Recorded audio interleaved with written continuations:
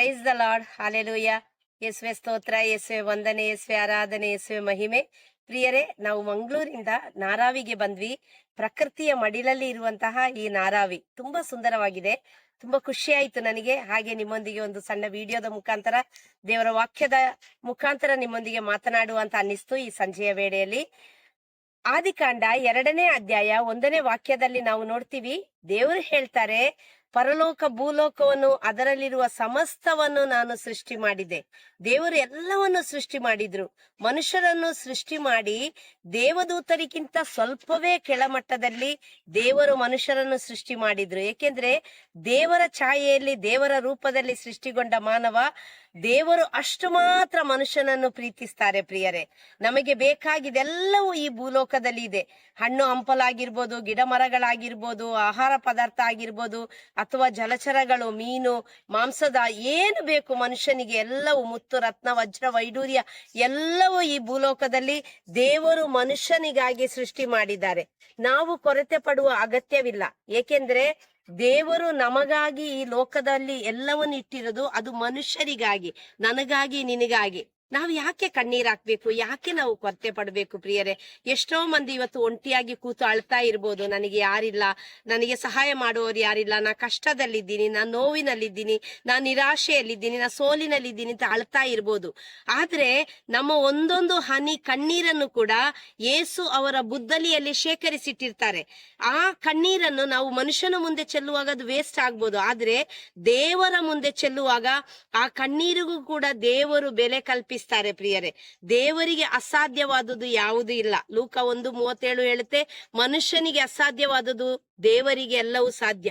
ಕೆಲಸ ಸಿಕ್ಕಿಲ್ಲ. ಎಷ್ಟೋ ಯುವಕರು ಯುವತಿಯರು ಇವತ್ತು ಡಿಗ್ರಿ ಮುಗಿಸಿ ಕೆಲಸ ಇಲ್ಲದೆ ಕಣ್ಣೀರಾಗ್ತಾ ಮೊರೆ ಇಡ್ತಾ, ಯಾಕೆ ಬದುಕಿದೀನಿ, ಜೀವನ ಯಾಕೆ ಅಂತ ಇವತ್ತು ನೀವು ಕೊರಗ್ತಾ ಇರ್ಬೋದು. ಹೆದರ್ಬೇಡಿ, ಪ್ರಾರ್ಥಿಸಿ, ಮೊಣಕಾಲು ಊರಿ, ಯೇಸು ನಾಮದಲ್ಲಿ ಕೂಗಿ ಕರೆದು ಪ್ರಾರ್ಥಿಸಿ. ಯೇಸು ನಾಮದಲ್ಲಿ ನೀನು ಏನು ಕೇಳಿದ್ರು ಸಿಗ್ತದೆ ಅಂತ ಯೋಹಾನ 14:14 ಹೇಳುತ್ತೆ. ನೀನು ಕೇಳು ಮಗನೇ, ಕೇಳು ಮಗಳೇ, ಯೇಸು ಕೊಡ್ತಾರೆ. ಯೇಸುವಿಗೆ ಅಸಾಧ್ಯ ಯಾವುದೂ ಇಲ್ಲ. ನಾವು ಹುಟ್ಟುವ ಮೊದಲೇ, ನಾವು ಈ ತಾಯಿಯ ಗರ್ಭದಲ್ಲಿ ಸೃಷ್ಟಿಯಾಗಿ ಈ ಲೋಕಕ್ಕೆ ಬರುವ ಮೊದಲೇ ನನಗೂ ನಿನಗೂ ಏನು ಬೇಕು, ನಾನು ನೀನು ಏನಾಗ್ತೀವಿ, ಅದು ದೇವರು ಮೊದಲೇ ನಿರ್ಧರಿಸಿ ನನ್ನ ಬಗ್ಗೆ ನಿನ್ನ ಬಗ್ಗೆ ಒಂದು ಒಳ್ಳೆ ಪ್ಲಾನ್ ಪದ್ಧತಿ ಇದ್ದ ಯೇಸು. ಜೆರೆಮಿಯ 29:11 ಹೇಳುತ್ತೆ, ನಿನ್ನ ಬಗ್ಗೆ ಒಂದು ಒಳ್ಳೆ ಪ್ಲಾನ್ ಪದ್ಧತಿ ಇದೆ. ಅದನ್ನು ದೇವರು ನಮ್ಮ ಜೀವನದಲ್ಲಿ ಕಾರ್ಯರೂಪಕ್ಕೆ ತರ್ತಾರೆ. ನೀನು ಪ್ರಾರ್ಥಿಸು ಅಷ್ಟೇ. ಕಷ್ಟದಲ್ಲಿದ್ಯಾ, ಸಾಲದಲ್ಲಿದ್ಯಾ, ರೋಗದಲ್ಲಿದ್ಯಾ, ಪ್ರಾರ್ಥಿಸು, ಮೊಣಕಾಲು ಊರಿ ಪ್ರಾರ್ಥಿಸು, ಕೈ ಮೇಲೆ ಹಾಕಿ ಪ್ರಾರ್ಥಿಸು, ಸ್ತುತಿಸು, ಪ್ರಾರ್ಥಿಸು, ವಾಕ್ಯಗಳನ್ನು, ವಾಗ್ದಾನಗಳನ್ನು ಹಿಡಿದು ಪ್ರಾರ್ಥಿಸು. ವಾಗ್ದಾನ ಪಾಲಕರಾದ ಯೇಸು 100%, 101% ನಮ್ಮ ವಾಗ್ದಾನಗಳಿಗೆ ಯೇಸು ಕಿವಿ ಕೊಟ್ಟು, ಅವರ ವಾಗ್ದಾನಗಳಿಗೆ ನಾವು ವಾಗ್ದಾನಗಳನ್ನ ಹಿಡಿದು ಪ್ರಾರ್ಥಿಸುವಾಗ ವಾಗ್ದಾನ ಪಾಲಕರಾದ ಯೇಸು ನಮ್ಮ ಪ್ರಾರ್ಥನೆಯನ್ನು ಆಲಿಸಿ ಖಂಡಿತವಾಗಿಯೂ ನಮ್ಮ ಪ್ರಾರ್ಥನೆಗೆ ಸದುತ್ತರವನ್ನು ದಯಪಾಲಿಸ್ತಾರೆ. Praise the Lord, hallelujah. ಹೆದರ್ಬೇಡಿ, ಭಯಪಡಬೇಡಿ. ಬೈಬಲ್ ಅಲ್ಲಿ 366 ಕಡೆ ಇದೆ. ಹೆದರ್ಬೇಡಿ, ಭಯಪಡಬೇಡಿ, ನಾನೇ ನಿನ್ನ ದೇವರು, ಹಂಚಬೇಡ, ಕಳವಳಗೊಳ್ಳಬೇಡ, ನಾನ್ ನಿನ್ನನ್ನು ಕೈ ಹಿಡಿದು ನಡೆಸ್ತೇನೆ, ನನ್ನ ಬಲಗೈ ಆಧಾರ ನಿನಗೆ ಸದಾ ಇದೆ, ನಾನ್ ನಿನ್ನ ಜೊತೆಗಿದ್ದೀನಿ ಯುಗದ ಸಮಾಪ್ತಿಯವರೆಗೆ. ಯಾಕೆ ಭಯಪಡಬೇಕು? ಆ ಪವಿತ್ರ ಗ್ರಂಥದಲ್ಲಿ, ಈ 73 ಪುಸ್ತಕದ ಪವಿತ್ರ ಗ್ರಂಥದಲ್ಲಿ, ಬೈಬಲ್ ಅಲ್ಲಿ ಪ್ರಿಯರೇ 8,000 ವಾಗ್ದಾನಗಳಿದೆ. ಆ ವಾಗ್ದಾನ ನನಗಾಗಿ ನಿನಗಾಗಿ ಬರೆಯಲ್ಪಟ್ಟದ್ದು. ಮತ್ತ್ಯಾಕೆ ಹೆದರ್ಬೇಕು? ಹೆದರದೇ ಬೇಡ. ಯೇಸು ಮುಂದೆ ಮೊಣಕಾಲು 100% ನಿನಗೆ ಸಿಗ್ತದೆ. ಕೇಳಿರಿ ಕೊಡಲಾಗುವುದು, ಹುಡುಕಿರಿ ಸಿಗುವುದು, ತಟ್ಟಿರಿ ತೆರೆಯಲಾಗುವುದು. ಕೇಳುತ್ತಾ, ಹುಡುಕುತ್ತಾ, ತಟ್ಟುತ್ತಾ, ಮಾತೆ ಪರಿಶುದ್ಧ ಮರಿಯಮ್ಮನವರ ಮುಖಾಂತರ ಯೇಸುವಿನ ಪಾದ ಸನ್ನಿಧಿಗೆ ಬಂದು ನೀನು ಕೇಳು. ಖಂಡಿತವಾಗಿಯೂ ದೇವರು ನಿನಗೆ ಕೊಡ್ತಾರೆ. ಏನು ಬೇಕು ಅವರ ಚಿತ್ತವಾದ್ರೆ, ನಿನ್ನ ಜೀವನಕ್ಕೆ ಏನು ಒಳಿತಾಗುತ್ತೋ ಅದನ್ನೇ ಯೇಸು ದಯಪಾಲಿಸ್ತಾರೆ. ಕಣ್ಣುಗಳನ್ನ ಮುಚ್ಚಿ ಎದೆ ಮೇಲೆ ಕೈ ಇಟ್ಟು ಒಂದು ಸಣ್ಣ ಪ್ರಾರ್ಥನೆ ಮಾಡೋಣ. ಯೇಸುವೆ ಸ್ತೋತ್ರಪ್ಪ. ಈ ವೇಳೆಯಲ್ಲಿ ಕಣ್ಣೀರ್ ಆಗ್ತಾ ಇರುವವರು, ಮೊರೆ ಇಡ್ತಾ ಇರುವವರು, ಕೂಗಿ ಕರೀತಾ ಇರುವವರು ಎಲ್ಲರ ಮೇಲೆ ನಿಮ್ಮ ಕರುಣೆ ಇಳಿದು ಬರ್ಲಿ ಸ್ವಾಮಿ. ಏಕಾಂಗಿಯಾಗಿ ಕೊರಗುತ್ತಾ ಇರುವವರು, ಸಾಲದ ಬಾಧೆ, ಇಕ್ಕಟ್ಟಿನ ಪರಿಸ್ಥಿತಿ, ನಿಂದೆ, ಅಪಮಾನ, ಟೆನ್ಷನ್ ಅಲ್ಲಿ ಬಳಲ್ತಾ ಇರುವವರು ಎಲ್ಲರ ಮೇಲೆ ನಿಮ್ಮ ಕರುಣೆ ಇಳಿದು ಬರ್ಲಿ. ಬಿಸ್ನೆಸ್ ಲಾಸ್ ಆಗಿ ಯೇಸುವೆ ಕಣ್ಣೀರ್ ಆಗ್ತಾ ಇರುವವರು ಹೇಗೆ ಜೀವಿಸ್ಲಿ ಅಂತ ಯೇಸುವೆ ನಿನ್ನ ಕರುಣೆಗಾಗಿ, ನಿಮ್ಮ ಕರುಣೆಗಾಗಿ ಮೊರೆ ಇಡುವವರು ಕರುಣೆಯಾಗಿರಿ ಸ್ವಾಮಿ. ವಿಸಾ ಇಲ್ಲದವರು, ಕೆಲಸ ಕಳೆದುಕೊಂಡವರು, ಕೆಲಸಕ್ಕಾಗಿ ಮೊರೆ ಇಡುವವರು, ಅನಾಥಾಶ್ರಮದಲ್ಲಿರುವವರು, ವೃದ್ಧಾಶ್ರಮದಲ್ಲಿರುವವರು ಸರ್ವರ ಮೇಲೆ ನಿಮ್ಮ ಕೃಪೆ ಇಳಿದು ಬರ್ಲಿ ಯೇಸುವೆ. ಪ್ರಪಂಚದಲ್ಲಿರುವ 840 ಕೋಟಿ ಈ ನಿಮಿಷದಲ್ಲಿ ಯೇಸುವೆ ನಿಮ್ಮ ತ್ರಾಣವುಳ್ಳ ಹಸ್ತದ ಕೆಳಗೆ ತಗ್ಗಿಸಿಕೊಂಡು ಜೀವಿಸುವ ಕೃಪೆ ದಯಪಾಲಿಸುವುದಕ್ಕಾಗಿ ಸ್ತೋತ್ರ. ಶಾಂತಿ, ಸಮಾಧಾನದ, ನೆಮ್ಮದಿ ವಾತಾವರಣ ಇಡೀ ಪ್ರಪಂಚದಲ್ಲಿ ಉಂಟು ಮಾಡುವುದಕ್ಕಾಗಿ ಸ್ತೋತ್ರ. ದ್ವೇಷ ಅಸೂಯೆ ಶಕ್ತಿಗಳು ಯೇಸುನಾಮದಲ್ಲಿ ಸುಟ್ಟು ಭಸ್ಮವಾಗಲಿ ಸ್ವಾಮಿ. ಯುದ್ಧ ಕಲಹ ಕಚ್ಚಾಟಗಳು ಯೇಸುನಾಮದಲ್ಲಿ ನೀಗಿ ಹೋಗಲಿ. ಮತಾಂಧತೆ ಎಲ್ಲಾ ಕೆಟ್ಟದುಗಳು ಸೈತಾನನ ಅಟ್ಟಹಾಸ ಯೇಸು ನಾಮದಲ್ಲಿ ಸುಟ್ಟು ಭಸ್ಮವಾಗಲಿ. ಯೇಸುವಿನ ಶಿಲುಬೆಗೆ ಜಡಿಯಲ್ಪಡಲಿ. ಈ ವೇಳೆಯಲ್ಲಿ ನಮ್ಮ ಪ್ರಾರ್ಥನೆ ಅವಶ್ಯಕತೆ ಇರುವ ಸರ್ವ ಮಕ್ಕಳಲ್ಲಿ ಹೋಗಿ ನಮ್ಮ ಪ್ರಾರ್ಥನೆ ತಲುಪುವಂತಾಗಲಿ. ಮಾತೆ ಮರಿಯಮ್ಮನವರೇ, ಸರ್ವ ಮಕ್ಕಳಿಗೆ ಅವರ ಅವಶ್ಯಕತೆಗಳಿಗಾಗಿ ಪ್ರಾರ್ಥಿಸಿರಿ ತಾಯಿಯೇ. ತಂದೆಯಾದ ದೇವನೇ, ಯೇಸು ನಾಮದಲ್ಲಿ ಬೇಡಿದನ್ನು ಹೊಂದಿಕೊಂಡಿದ್ದೇವೆ ಎಂದು ವಿಶ್ವಾಸಿಸ್ತೇವೆ ನಮ್ಮ ಜೀವವುಳ್ಳ ತಂದೆಯೇ. Amen, amen, amen. Praise the Lord, hallelujah. ನಿಮ್ಮ ಸಹೋದರಿ ಮಂಜುಳಾ ಜಾಯ್ ಪ್ರೋ ಲೈಫರ್. ದಯವಿಟ್ಟು ಈ ವಿಡಿಯೋ ಎಲ್ಲರಿಗೂ ಶೇರ್ ಮಾಡಿ, ಸಬ್ಸ್ಕ್ರೈಬ್ ಮಾಡಿ. ದಿನ ನಾನು ನಿಮ್ಮೊಂದಿಗೆ ಬೆಳಿಗ್ಗೆ, ಸಂಜೆ, ಮಧ್ಯಾಹ್ನ ಯಾವಾಗೆಲ್ಲ ಟೈಮ್ ಸಿಗ್ತದೆ ಆಗೆಲ್ಲ ಪ್ರಾರ್ಥನೆಯೊಂದಿಗೆ ನಿಮ್ಮ ಮುಂದೆ ನಾನು ಬರ್ತಾ ಇದ್ದೀನಿ. ಪರಸ್ಪರ ನಾವು ಪ್ರಾರ್ಥಿಸುವ, ಯೇಸು ನಾಮದಲ್ಲಿ ಜಯಿಸಿ ಗೆದ್ದು ಯೇಸುವಿಗೆ ಸಾಕ್ಷಿಯಾಗುವ. ಆಮೇನ್. Praise the lord.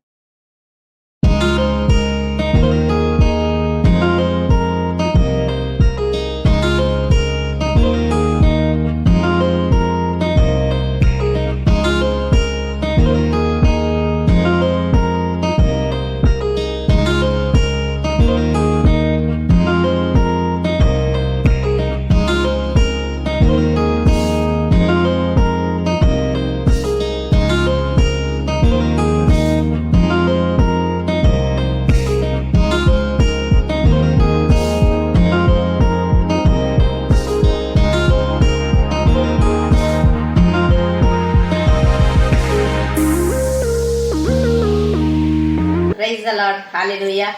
ಪ್ರಿಯರೇ, ಈ ನಾರಾವಿ ನೋಡ್ಲಿಕ್ಕೆ ತುಂಬಾ ಚೆನ್ನಾಗಿದೆ. ಒಂದು ನದಿ ಇದೆ, ಮತ್ತೆ ಎಲ್ಲೆಡೆ ಎಲ್ಲೆಲ್ಲ ಕಣ್ಣಾಯಿಸ್ತೀವಿ ಅಲ್ಲಿ ತನಕ ಹಸಿರು, ಎಲ್ಲ ಕಡೆ ಹಸಿರು ತೋರಣ ಅನ್ಸುತ್ತೆ. ಗಿಡ ಮರ ಬಳ್ಳಿಗಳು ಎಲ್ಲ ಕಡೆ, ನೋಡುವ ಕಡೆ ಎಲ್ಲ ಸುಂದರವಾಗಿ ಕಾಣ್ತದೆ. ಅಡಿಕೆ ತೋಟ, ಬಾಳೆ ಗಿಡ, ಏನು ಕ್ಯಾಶ್ಯೂ ನೆಟ್ಟದು ಎಲ್ಲವೂ ತುಂಬಾ ಸುಂದರವಾಗಿದೆ. ಪ್ರಿಯರೇ, ಒಂದ್ಸಲ ವಿಸಿಟ್ ಮಾಡ್ಬೋದು. ಸಿಟಿಯಲ್ಲಿ ಇರುವವರಿಗೆ ಒಂದು ದಿನ 2 ದಿನ ಅಲ್ಲ, ಎಲ್ಲಾದ್ರೂ ಸಮಾಧಾನವಾಗಿ ಕಳಿಬೇಕು ಅಂತಿದ್ರೆ ಖಂಡಿತವಾಗಿಯೂ ನಾರಾವಿಗೆ ಬಂದು ಒಂದು ಸುಂದರವಾದ ವಾತಾವರಣದಲ್ಲಿ, ದೇವರು ಸೃಷ್ಟಿ ಮಾಡಿರುವ ಸುಂದರವಾದ ಪ್ರಪಂಚದಲ್ಲಿ ಈ ನಾರಾವಿ ಕೂಡ ಒಂದು ಸುಂದರವಾದ ಸ್ಥಳ. ಖಂಡಿತವಾಗಿಯೂ ಬಂದು 1 ದಿನ 2 ದಿನ ತಂಗಿ ಇಲ್ಲಿಯ ಈ ಪ್ರಕೃತಿ ಸೌಂದರ್ಯವನ್ನು ಕಣ್ಣು ತುಂಬಿಸಿಕೊಂಡು ಸಂತೋಷ ಭರಿತರಾಗಿ, ಆನಂದ ಭರಿತರಾಗಿ ಹಿಂತಿರುಗಬಹುದು. ತುಂಬಾ ಚೆನ್ನಾಗಿರುತ್ತೆ. ಸ್ಪೆಷಲಿ ಮಕ್ಕಳು ತುಂಬಾ ಇಷ್ಟಪಡ್ತಾರೆ. ಈಗ ರಜಾ ದಿನಗಳು, ಮಕ್ಕಳಿಗೆಲ್ಲ, ಸಿಟಿಯಲ್ಲಿರುವ ಮಕ್ಕಳಿಗೆ ಹೊರಗಡೆ ಎಲ್ಲೂ ಆಟ ಆಡ್ಲಿಕ್ಕೆ ಜಾಗ ಇರಲ್ಲ, ಎಲ್ಲಿ ಆಟ ಆಡಬೇಕು ಅಂತ ಗೊತ್ತಿರಲ್ಲ. ಮೊಬೈಲ್, ಟಿವಿಯಲ್ಲಿ ವಿಶೇಷವಾಗಿ ಈ ಕಾರ್ಟೂನ್ ಅದು ಇದು ನೋಡ್ಕೊಂಡು 24 ಗಂಟೆ ಕಳೆಯುವಾಗ ಈ ತರ ವಾತಾವರಣದಲ್ಲಿ ತಂದು, ಪ್ರಕೃತಿಯ ನಡುವೆ ತಂದು ಮಕ್ಕಳನ್ನು ಆಟಕ್ಕೆ ಬಿಟ್ರೆ ಮಕ್ಕಳ ಆರೋಗ್ಯ ಕೂಡ ಚೆನ್ನಾಗಿರುತ್ತೆ. ಪ್ರಾರ್ಥನೆಗೆ, ಮೆಡಿಟೇಷನ್ಗೆಲ್ಲ ತುಂಬಾ ಚೆನ್ನಾಗಿದೆ. ಬನ್ನಿ, ಆಹ್ಲಾದಿಸಿ ಸಂತೋಷ ಪಡಿ. ನಾರಾವಿ ತುಂಬಾ ಚೆನ್ನಾಗಿದೆ ಅಂತ ನಾನು ಹೇಳ್ತೀನಿ. ನಿಮ್ಮ ಸಹೋದರಿ ಮಂಜುಳಾ ಜಾಯ್ ಪ್ರೋ ಲೈಫರ್.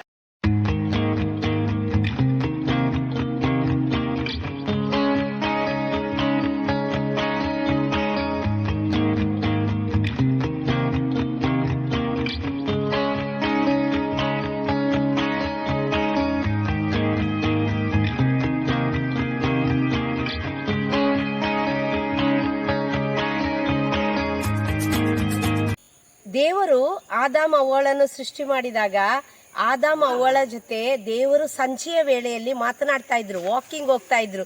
ನಾವು ಕೂಡ ಈಗ ಒಂದು ವಾಕಿಂಗ್ ಹೋಗೋಣ. ಇಲ್ಲಿ ತೋಟ ಇದೆ, ಸುಂದರವಾದ ತೋಟ. ದೇವರೊಂದಿಗೆ ಮಾತನಾಡ್ತಾ, ನಿಮ್ಮೊಂದಿಗೆ ಮಾತನಾಡ್ತಾ ಒಂದು ವಾಕಿಂಗ್ ಮಾಡೋಣವಾ? ರೆಡಿಯಾ? ದೇವರ ಜೊತೆ ಮಾತಾಡೋದು ಪ್ರಿಯರೇ ತುಂಬಾ ಒಂದು ಆನಂದ. ಏಕೆಂತ ಹೇಳಿದ್ರೆ, ದೇವರೊಂದಿಗೆ ಇರೋದು ಇದಲ್ಲ, ಇಮ್ಯಾನುವೆಲರಾದ ದೇವರು ನಮ್ಮ ಜೊತೆಗೆ ಬರುವ ಸಮಯ, ನಮ್ಮೊಂದಿಗೆ ಇರುವ ಇಮ್ಯಾನುವೆಲ್ ಅಂದರೆ ದೇವರು ನಮ್ಮೊಂದಿಗೆ ಇದ್ದಾರೆ ಅಲ್ವಾ?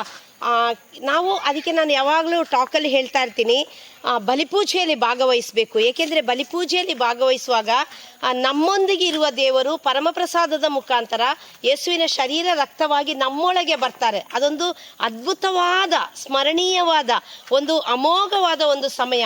ನಮ್ಮ ದೇಹಾತ್ಮ ಮನಸ್ಸಿನೊಳಗೆ ಪ್ರಭು ಯೇಸು ಬರೋದು, ನಮ್ಮನ್ನು ಪರಿಶುದ್ಧ ಮಾಡುವ ಸಮಯ, ನಮ್ಮ ಬೇಡಿಕೆ ಕೋರಿಕೆಗಳೆಲ್ಲ ಈಡೇರುವ ಸಮಯ, ಯೇಸುವಿನೊಂದಿಗೆ ಐಕ್ಯಗೊಳ್ಳುವ ಒಂದು ಸಮಯ. ಆ ಸಮಯಕ್ಕಾಗಿ ನಾವು ಕಾತುರದಿಂದ ಕಾಯಬೇಕು. ಇತ್ತೀಚಿನ ದಿನಗಳಲ್ಲಿ ತುಂಬ ಮಕ್ಕಳಿಗೆ ಪರಮಪ್ರಸಾದ ಸಿಗ್ತಾ ಇದೆ.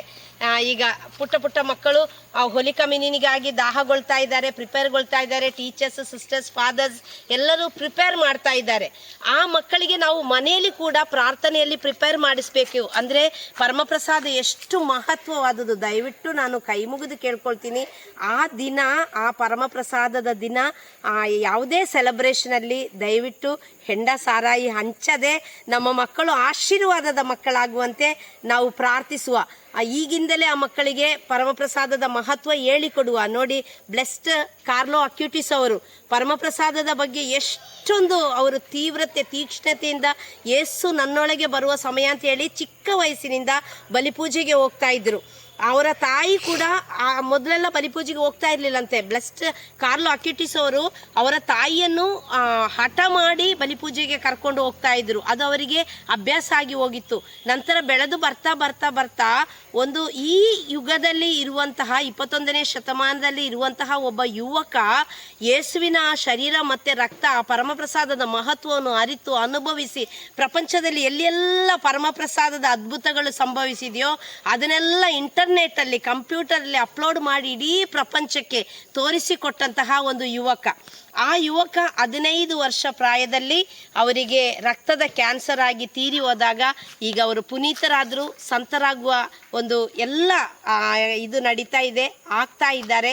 ದೇವರ ಆಶೀರ್ವದಿಸಲು ಆ ಒಂದು ಅಮೋಘವಾದ ಸಮಯಕ್ಕೆ ನಾನು ನೀವು ಕಾಯುವ ನಮ್ಮ ಮಕ್ಕಳು ಕೂಡ ಒಂದು ಸಂತರಾಗುವ ಒಂದು ಕೃಪೆ ದಯಪಾಲಿಸಲಿ ಅಂತೇಳಿ ಆ ಪರಿಶುದ್ಧ ಪರಮಪ್ರಸಾದ ದಿನ, ಆ ಪರಿಶುದ್ಧವಾದ ಮಹತ್ವವಾದ ಆ ಯೇಸುವಿನ ಶರೀರ ಮತ್ತು ರಕ್ತದ ಅದರ ಕುರಿತು ನಾವು ಅದೆಷ್ಟು ಅಮೂಲ್ಯವಾದುದು ಅಂತೇಳಿ ಆ ಕ್ಷಣವನ್ನು ನಾವು ತಿಳಿಯಪಡಿಸುವ. ಪ್ರಿಯರೇ, ಪ್ರಾರ್ಥಿಸುವ.